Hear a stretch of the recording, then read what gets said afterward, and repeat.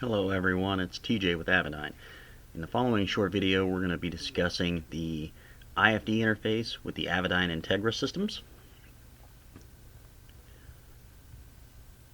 And as always, nothing in the following video is FAA approved data. This is for reference use only. For FAA approved data, please refer to the IFD installation manual and make sure you're looking at the latest rev. So to jump right in, off of the P1001 connector, we have our GPS Airing 429 outputs from each IFD, assuming it's a dual IFD installation. And you'll see that these lines are independent 429s.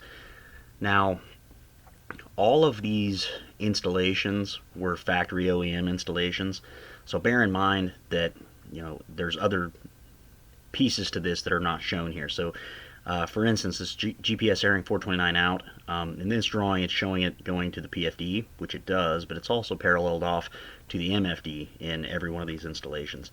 And that'll be worth making a note of if you wind up troubleshooting one of these things, understanding that those lines are paralleled and go multiple places. You can kind of do an A-B comparison and see what the differences in data are from one end to the other.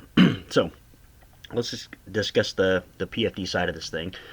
What we're going to do is we're going to configure the IFD GPS output on port 1 for gamma 429 graphics with intersections, and that's going to be low speed. We're going to go ahead and set the SDI. That's also on the main Airing 429 configuration page. For the number 1 IFD, we're going to set it for LNAV1. For the number 2, we'll set it for LNAV2. And we're going to set VNAV for enable labels, but there's a little bit more that goes into it than that. To set VNAV for enable labels, that is assuming that your PFD is running release 7 or later software.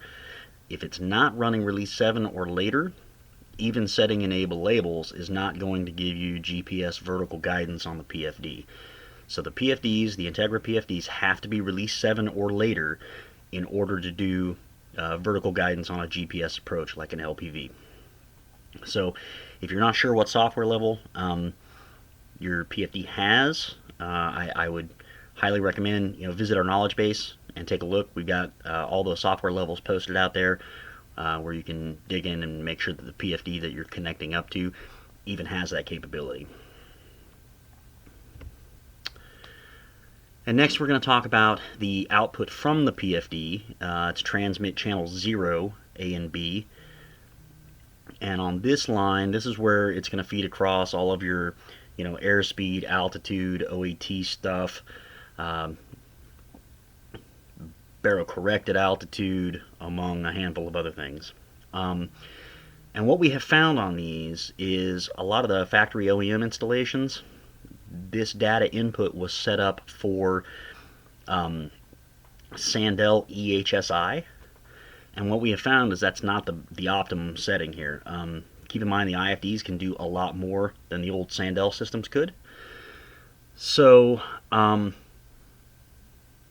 the old GNS systems could, rather. So ultimately what we're talking about is setting this for Honeywell EFIS, which would be the best setting to use to take advantage of all of the Airing 429 labels that the PFD is spitting out.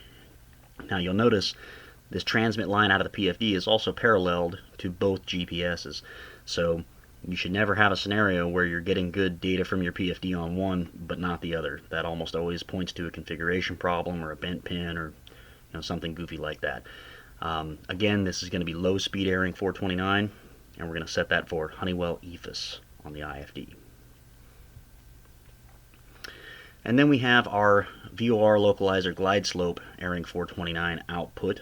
Again, we have 2 independent 429 buses, one for each IFD.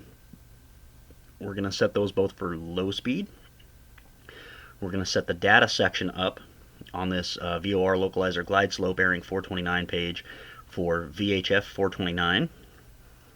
And we're going to go ahead and set our SDI for VOR ILS 1 on the number 1 IFD, VOR ILS 2 on the number 2 IFD. What that SDI setting does is it allows the PFD to understand which GPS ComNav it's talking to. When on the PFD you select GPS 1, GPS 2, VLOC 1, or VLOC 2. And that's all I've got for this interface. Thanks for watching, and like always, we'll see you next time.